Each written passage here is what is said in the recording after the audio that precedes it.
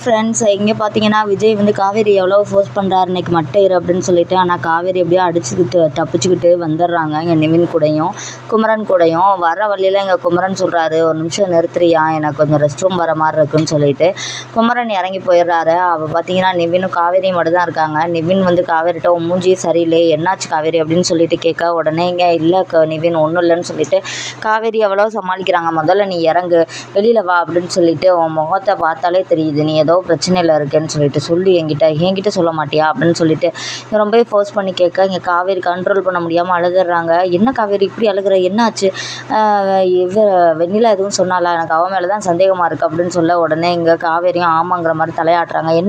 என்னாச்சு சொல்லு, அவளை காப்பாற்றி நீ கூட்டிகிட்டே வந்திருக்கக்கூடாது, அவளை அப்படியே விட்டுருக்கணும் தான். அவன் ஒருத்தவன் அவனை கொலை செய்கிறதுக்காக வந்தாங்கிற, அவன்கிட்டயே விட்டுருக்கணும் அவளை, நீ தேவையில்லாமல் அவளை காப்பாற்றினது தப்பாக போச்சு. என்ன சொன்னா, உனக்கும் விஜய்க்குள்ள ஏதாவது மறுபடியும் சட்டையை ஏற்படுத்தி விட்டாளா, அதனால தான் நீ விஜய்கிட்ட இப்படி நடந்துக்கிட்டியான்னு சொல்லிட்டு எங்கள் நிவின் கேட்க, இல்லை நிவின் ஒன்றும் இல்லைன்னு சொல்லிட்டு திரும்பி சொல்கிறாங்க. இப்போ தானே சொன்னா, ஆமான்னு ஒழுங்காக சொல்ல போறியா இல்லையான்னு சொல்லிட்டு கேட்க, எங்கள் காவேரி வந்து நடந்ததை சொல்லிடுறாங்க. இந்த மாதிரி யார்ட்டையும் சொல்ல வேணாம், நீங்கள் யார்ட்டையும் சொல்ல மாட்டேன்னு சத்தியம் பண்ணுங்க ஃபஸ்ட்டுன்னு சொல்லிட்டு இங்கே மறுபடியும் நம்ம நிவின்கிட்ட சத்தியம் வாங்குறாங்க. உடனே இங்கே நிவினும் சத்தியம் பண்ணி கொடுக்குறாரு, யார்ட்டையும் சொல்ல மாட்டேன்னு. உடனே காவேரி சொல்கிறாங்க, வெண்ணிலா சாதாரணமாலாம் விஜய் காப்பாற்றலை அப்படின்னு சொல்லிட்டு, என்ன காவேரி சொல்கிற அப்படின்னு சொல்லிட்டு இங்கே நிவின் கேட்க, ஆமாம் நிவின், வெண்ணிலா வந்து என்கிட்ட ஒரு ப்ராமிஸ் வாங்கினா. என்ன ப்ராமிஸ் வாங்கினா, இந்த மாதிரி நான் வந்து விஜயோட வாழ்க்கையை விட்டு போனால் தான் வந்து இந்த மாதிரி நான் உண்மையை சொல்லுவேன்னு சொன்னான். அவள் கூட சொல்லலை, நான் அப்படி சொல்லி தான் அவளை கூட்டிகிட்டே வந்தேன் அப்படின்னு சொல்ல, சரி அதனால் என்ன விடு, இதெல்லாம் வந்து சகஜம் தானே, அவளோட வாயிலேருந்து உண்மையை வர வைக்கிறோன்னா நீ ஒரு பொய் சொல்லியிருக்க அவ்வளோதான் அப்படின்னு சொல்ல, நான் பொய் ஒன்றும் சொல்லலை நிவின் அப்படின்னு சொல்லிட்டு சொல்ல, என்ன காவேரி சொல்கிற அப்படின்னு சொல்லிட்டு நிவின் கேட்க, ஆமாம் நிவின், நான் உண்மையை தான் சொன்னேன். இந்த மாதிரி நீ வந்து சொன்னீன்னா நான் வந்து விஜயை விட்டு போயிடுவேன்னு சொன்னது உண்மை தான்.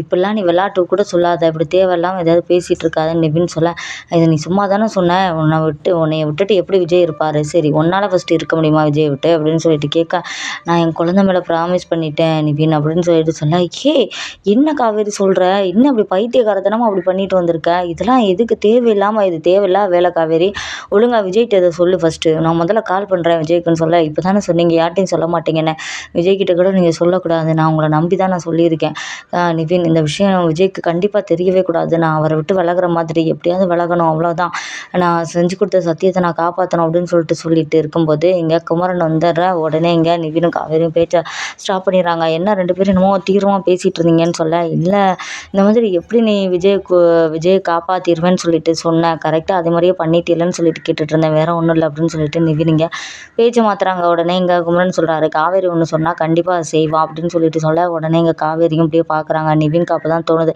இவன் சத்தியம் பண்ணிட்டு வந்திருக்கான்னா அப்போ கண்டிப்பாக இதையும் செய்வாங்கிற மாதிரி இங்கே நிவின் வந்து காவேரி முகத்தை பார்க்க எங்கள் வீடு வந்துடுது. வீட்டுக்கு போகிறதுக்கு முன்னாடியே பார்த்தீங்கன்னா இங்கே யமுனா அதுக்கு முன்னாடியே வீட்டில் இருக்காங்க. வீட்டுக்கு போயிட்டு அப்படியே செம ஆக்ரோஷத்தோடு வர்றாங்க. எங்கே உன் மக காவேரி அப்படின்னு சொல்லிட்டு எங்கள் சாரதாட்ட கேட்க, உடனே கங்கா வந்து எவ்வளோ அழுப்புறாங்க, இப்போ என்னடி உனக்கு என்ன பிரச்சனை, நீ இப்போ எதுக்கு வந்த அப்படின்னு சொல்லிட்டு கங்கா கேட்குறாங்க.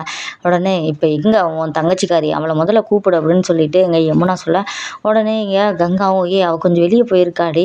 உடனே இங்கே சாரதா, என்ன உன் பேச்செலாம் வேறு மாதிரி இருக்குது, ஏன்டி இப்போ இன்னமும் பத்திரகாளி மாதிரி இவ ஆடிட்டு இருக்க அப்படின்னு கேட்க, ஆமாம் நான் பத்திரகாளி தான், உன் மக இருக்கிறவரை நீ நிம்மதியாக வாழவே முடியாது, என் புருஷனை கண்டிப்பாக என்கிட்ட இருந்து அவள் பிரிச்சிருவா அப்படின்னு சொல்லிட்டு சொல்ல, என்னடி பேசிகிட்டு இருக்க, உன் புருஷனை பிரிச்சிருவாளா, என்ன பேசிகிட்டு இருக்க, அவனால தான் இப்போ நீ வந்து ஒன்று சேர்ந்தே இருக்க நிவின் கூட, அதை மறந்துட்டியா அப்படின்னு கேட்க, அவள் எல்லாத்தையும் பிளான் பண்ணி தான் பண்ணிகிட்டு இருக்கா, எனக்கு எதுக்காக நிவினை கட்டி வச்சானே இப்போ தானே தெரியுது, கொஞ்சம் கொஞ்சமாக என்னை அடிச்சு அவர் சாகடிக்க, அதுக்கப்புறம் ரெண்டு பேரும் ஜாலியாக ஊர் சுற்றலாம்ல, அதுக்காக தானே அப்படின்னு சொல்லிட்டு இங்கே யமுனா கேட்க, உடனே இங்கே சாரதா கோந்துருது. இங்கே யமுனாவை பலார்னு ஒரு அற விட்றாங்க. என்னடி இவ்வளோ கேவலமாக பேசிகிட்டு இருக்கா, இன்னும் ஒரு வார்த்தை காவேரி பற்றி ஏதாவது தப்பாக பேசினா அவ்வளோதான் பார்த்துக்க, வாமா வா, ஒன்றும் அவளை விட்டு கொடுக்காம எதையாவது ஒன்று மட்டும் சொல்லிகிட்டே இரு, ஆனால் என் மேலே உனக்கு கொஞ்சம் கூட அக்கறையே இல்லைல்ல, என் வாழ்க்கையே சீரழிஞ்சிருச்சு, நான் வந்து நிற்கிறேன், இப்போ உன் மகளுக்கு சப்போர்ட் பண்ணி பேசிகிட்டு இருக்கேன் அப்படின்னு கேட்க, உடனே இங்கே என்ன பேசிகிட்டு இருக்க, காவேரியால் அப்படிலாம் பண்ண முடியுமா ஃபஸ்ட்டு, இது எத்தனை நாள் இப்படிலாம் ஓடிட்டுருக்கு அப்படின்னு கேட்க, உடனே கங்கா, இப்போ கொஞ்ச நாளாக இப்படி தான் பைத்தியம் மாதிரி பேசிகிட்டு இருக்கா, இப்போ கொஞ்ச நாளாக இல்லை 3 பேரும் இப்படி குசு குசுன்னு பேசிட்டு தெரிஞ்சது இதை பற்றி தானா? என்கிட்ட சொல்லாமே மறைச்சிருக்கீங்க என்ன? இவளுக்கு ஆரம்பத்திலே இப்படி ஒரு சந்தேகம் வந்துருந்துச்சுன்னா அது ஆரம்பத்திலே கிள்ளி நம்ம எரிஞ்சிருக்கணும்டி. இப்போ எந்த அளவுக்கு வந்து நிற்கிது பாரு அப்படின்னு கேட்க, இப்போ அதையெல்லாம் விடு, உன் மக எங்க அப்படின்னு சொல்லிட்டு கேட்க, அவள் ஏதோ வேலையா காலங்காத்தாலே எந்திரிச்சு வெளியே போயிருக்கா, உன்ன மாதிரி நினச்சியா அப்படின்னு சொல்லிட்டு கேட்க, ஓ அப்படியா, அவள் காலங்காத்தால கண்டிப்பாக போயிருக்கே மாட்டா. இது யார் இந்த விஷயத்த உனக்கு சொன்னது? காவேரியே சொல்லிட்டு போனாளா அப்படின்னு நீங்கள் யமுனா கேட்க, கங்கா தான் சொன்னா. கங்கா அக்காவா? அவளும் இந்த விஷயத்தில் கூட்டு களவாணியாக தான் இருப்பான். இந்த மாதிரி கண்டிப்பாக அவன் நைட்டே காணாமல் போயிருக்கணும். ஏன்னா என் புருஷனும் நைட்லேருந்து வீட்டுக்கே வரலை. காலையிலலாம் அவள் எங்கேயுமே போக கிடையாது. நைட்டே அவள் எங்கேயோ போயிருக்கா. என் புருஷனோட ஊர் சுற்று தான் போயிருப்பாப்புலன்னு திரும்ப யமுனா சொல்ல, நீ சாரதாக்கு இடியை தூக்கி போட்டுறது. என்னடி இவ சொல்கிறா? காலையில் தானடி காவேரி போனதா சொன்னேன் அப்படின்னு சொல்லிட்டு இங்கே சாரதா கேட்க, உடனே இங்கே அப்படியே கங்காவுக்கு தலையை தொங்க போடுறாங்க. பாத்தியாம்மா, எல்லாரும் உன்னை ஏமாத்திட்டு இருக்காங்கம்மா. நான் சொல்கிறது தான் உண்மை. உன் மகளுக்கு இன்னுமே வந்து நிவினோட நினப்பு போகவே இல்லை. அதான் விஜய் எப்படியாவது இப்படி ஜெயிலே கிடக்கட்டுன்னு விட்டுட்டு காவேரி வந்து எப்படியாவது நிவின் கூட சேர்ந்துடலாம் அப்படின்னு சொல்லிட்டு ஆட்டம் போட்டுட்டு திரியிறான்.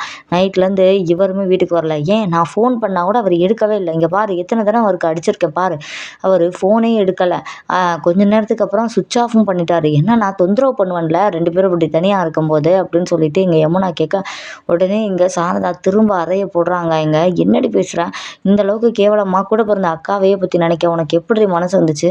சி நாய் அப்படி இப்படின்னு சொல்லிட்டு திட்டுறாங்க எங்கள் யமுனாவை. யமுனா அப்படி இருந்தும் அடங்குறாப்புல இல்லை. அந்த டைமில் நம்ம கங்கா, நிவின், அதுக்கப்புறம் காவேரியும் வந்துடுறாங்க.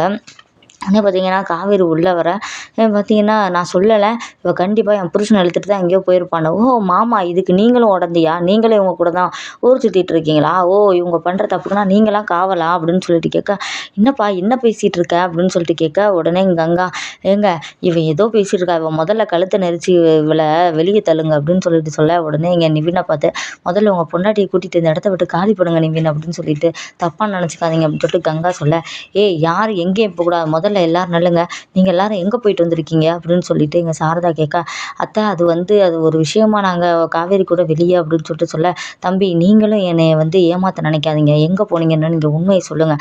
இவன் என்னென்னா இப்போ வந்து இந்த மாதிரி நிவினும் காவேரியும் எங்கேயோ வெளியே போய் ஊர் சுற்ற போயிட்டாங்க நைட்டில் இருந்துன்னு சொல்லிட்டு இருக்கா. இங்கே எதையுமே மறைக்க போகிறதே இல்லை, எல்லாத்தையும் ஓப்பனாக சொல்லுங்க அப்படின்னு சொல்லிட்டு இங்கே சாரதா கேட்க, இங்கே நிவின் வந்து யமுனாவை பார்த்து முறைக்க, பாத்தியாம்மா பாத்தியா முன்னாடியே என்னை எப்படி முறைக்கிறாருன்னு, உண்மையை கண்டுபிடிச்சி சொல்லிட்டேன்ல அதான் அப்படின்னு சொல்லிட்டு இங்கே பார்த்தீங்கன்னா இங்கே யமுனா சொல்ல, உடனே இங்கே நிவின் சொல்கிறாரு, சி உனக்கு கொஞ்சம் கூட வெக்கமே இல்லையா, இந்தந்த மாதிரிலாம் நீ பேசுவ அப்படின்னு சொல்லிட்டு இங்கே நிவின் அப்படியே நின்றுட்டே இருக்கா. உடனே இங்கே காவேரி வந்து, உனக்கு கொஞ்சம் கூட மனசாட்சிங்கிறதே இல்லையா, உன்னை இதுக்காக தான் நான் நிவின் கூட சேர்த்து வச்சேனா, டெய்லி நிவினுக்கு இப்படி தான் நீ டார்ச்சர் பண்ணிட்டு இருக்கியாமே அப்படின்னு சொல்ல, ஓ புருஷன் பொண்டாட்டிகளை நடக்கிறதெல்லாம் உன்கிட்ட வந்து அவர் சொல்லிட்டு இருக்காரா, ஓ அந்த அளவுக்கு போகுதா அப்படின்னு சொல்லிட்டு இங்கே மறுபடியும் யமுனா கேட்க, உடனே இங்கே காவேரி கன்னத்திலே பல்லாருன்னு விட்றாங்க, நல்லா அடிங்க எல்லாரும், நல்லா என்னை அடித்து சாவடிங்க அப்படின்னு சொல்லிட்டு இங்கே யமுனா கத்துறாங்க. உடனே இங்கே, நீ இவ சொல்கிறது உண்மையா நடி, நீ நைட்லேருந்து எங்கே போன அப்படின்னு சொல்லிட்டு கேட்க, உடனே அம்மா அப்படின்னு சொல்லிட்டு இழுக்கிறாங்க. அப்போ நீ நைட்டு போனது உண்மை, ஆனால் உங்கள் அக்காவை விட்டு இந்த மாதிரி காலையில் தான் வெளியே கிளம்புறேன்னு சொல்லி என்னை ஏமாத்துறீங்களா இல்லையா எல்லாரும் அப்படின்னு சொல்லிட்டு உடனே இங்கே சாரதா கத்துறாங்க. உடனே இங்கே குமரன் டக்குன்னு, அத்தை நீங்கள் நினைக்கிற மாதிரி எதுவுமே கிடையாது, அங்கே விஜய் வந்து நம்மளால தான் ஜெயிலில் இருக்கார் பசுபதினால், அதனால் எங்களுக்கு மனசாட்சி உறுத்துச்சு, அதனால தான் அவரை சேஃபாக கொண்டு வந்து வீட்டில் விட்டுட்டு அவரை ஜெயிலேருந்து மீட்டெடுத்துட்டு எல்லாரும் ஒன்றா வந்தோம், அவ்வளோதான் போதுமா அப்படின்னு சொல்லிட்டு இங்கே குமரன் சொல்லிடுறாங்க.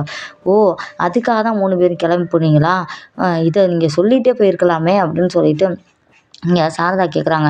உடனே இங்கே அம்மா இவங்க சொல்கிறது எதையுமே நம்பாத, இவங்க எல்லாருமே கூட்டு களவாணிங்க தான் அப்படின்னு சொல்லிட்டு சொல்ல, ஏப்பா யமுனா இப்படிலாம் நீ யோசிக்கிற, காவேரியோட நீ சின்ன பிள்ளைலேருந்து எவ்வளோ நாள் இருந்திருக்க, அவள் உனக்கு துரோகம் பண்ணுவாளா, இப்படிலாம் பேசிகிட்டு இருக்க அப்படின்னு சொல்லிட்டு சொல்ல, உடனே காவேரி விடுங்க மாமா, நான் எவ்வளவோ பார்த்துட்டேன் அப்படின்னு சொல்லிட்டு அப்படியே நின்றுட்டுருக்காங்க. உடனே இங்கே சாரதா சொல்கிறாங்க, இதுக்கு மேலே நீங்கள் இருக்கவும் வேணாம், நீ யார் பழியும் நீங்கள் சுமக்கவும் வேணாம், அக்கா தங்கச்சிங்களுக்குள்ள இப்படி அடிச்சுக்கிட்டு நீங்கள் இது பண்ணவும் வேணாம், நான் 3 பேரும் ஒன்றா இருக்குன்னு நினச்சி தானே நான் இங்கே கூட்டிகிட்டு வந்தேன், இதுக்கு மேலே நம்ம இங்கே இருக்க தேவையே இல்லை, கங்கா கண்டிப்பாக இங்கே இருந்து தான் ஆகணும், டெய்லர் ஷாப்பை நடத்தி தான் ஆகணும், அதே மாதிரி நான் நிற்கிறாளே இவளுக்கும் இந்த தம்பியோட கல்யாணம் ஆயிடுச்சு, இதுக்கு மேலே நீ இங்கே இருந்தீன்னா கண்டிப்பாக இவங்க வாழ்க்கை மண்ணா போயிடும், நீ தேடிக்கிட்ட வாழ்க்கையும் உனக்கு நல்லா அமையலை, இவளுகளாவது சந்தோஷமாக இருக்கட்டும்டி, வாடி நம்ம 2 பேரும் ஃபஸ்ட்டு கொடைக்கானல் கிளம்புவோம் அப்படின்னு சொல்லிட்டு இங்கே சாரதா சொல்கிறாங்க. உடனே இங்கே காவேரி எப்படியும் முழிக்கிறாங்க. பார்த்தீங்கன்னா என்ன பேசிகிட்டு இருக்கீங்க அப்படின்னு சொல்லிட்டு இங்கே நிவினும் குமரனும் கேட்குறாங்க. தம்பி இதில் நீங்கள் தலையிடாதீங்க, என்னடி நீ என் கூட வரியா இல்லை நான் மட்டும் போவா அப்படின்னு சொல்லிட்டு கேட்க, உடனே காவேரி யோசிக்கிறாங்க, இந்த நிலமையில நம்ம ஊருக்கு போகிறது தான் நல்லது, நம்ம இங்கே இருந்தோம்னா விஜய் வந்து தொந்தரவு பண்ணிட்டு இருப்பாரு, இதை பார்க்க பார்க்க இங்கே வெண்ணிலாவுக்கும் ஏதாவது முடியாமல் போயிடும், நம்ம அவளுக்கு வாக்கு கொடுத்துட்டோம், இனிமேல் நம்ம கிளம்புறது தான் நல்லதுன்னு சொல்லிட்டு காவேரி உடனே அம்மா நம்ம கிளம்பலாமா, இதை பற்றி தான் நானும் உங்ககிட்ட பேசணும்னு நினச்சேன், நம்ம இங்கே கிளம்பலாம், நம்ம இனிமேல் இங்கே இருக்க வேணாம் அப்படின்னு சொல்லிட்டு காவேரி இங்கே சாரதாட்ட டக்குன்னு சொல்லிட்டு ரூம்குள்ளே போயிடுறாங்க. இவன் என்ன இது எதுவுமே சொல்லாமல் போகலான்னு சொல்லிட்டு போகிறான் அப்படிங்கிற மாதிரி இங்கே சாரதா பார்த்துட்ருக்கேன். இனிமேல் எதுவும் பேசுறதுக்கு இல்லை, நீங்கள் யமுனா கூட்டிகிட்டு நீங்கள் கிளம்புங்க, இதுக்கு மேலே நாங்கள் இந்த ஊரில் இருக்கவே மாட்டோம், உனக்கும் புருஷனுக்கு இடையில இனிமேல் காவேரி வரவே மாட்டான், நீ முதல்ல கிளம்புடி அப்படின்னு சொல்லிட்டு சொல்ல உடனே இங்கே அப்படியே யமுனாவும் அப்படியே பார்க்குறாங்க. என்னமோ சொல்கிறீங்க அப்படின்னு சொல்லிட்டு விறுவிறுன்னு கிளம்பிடுறாங்க. இங்கே நிவின் நினைக்கிறாரு, நீ முதல்ல வீட்டுக்கு வாடி உனக்கு இருக்குது அப்படின்னு சொல்லிட்டு இங்கே யமுனாவை ஒரு பார்வை பார்த்துட்டு கூட்டிகிட்டு போகிறாரு. அடுத்து என்ன நடக்க போகுதுன்னு பார்க்குறதுக்கு நம்மளோட சேனலை கண்டிப்பாக சப்ஸ்கிரைப் பண்ணாங்க, கண்டிப்பாக சப்ஸ்கிரைப் பண்ணுங்கள் ஃப்ரெண்ட்ஸ். அப்படியே பெல் ஐக்கானை கிளிக் பண்ணுங்கள். இந்த வீடியோ பிடிச்சிருந்துச்சுன்னா லைக் பட்டனை தட்டி விடுங்க.